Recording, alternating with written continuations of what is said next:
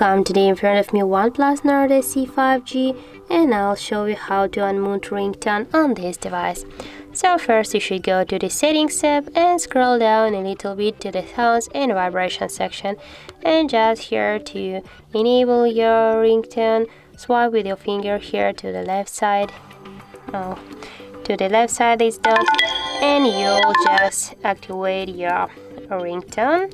Also, we got the second way how we can do that. I'll show you. Now just I'll move to the ringtones, and here on the left side of your device you got the volume buttons. Just tap to one from the volume buttons, and here go to the settings icon, and now just swipe with your finger here to the up, and you'll just unmute your ringtone. So that's how it looks. If you find this video helpful, remember to leave a like, comment and subscribe our channel.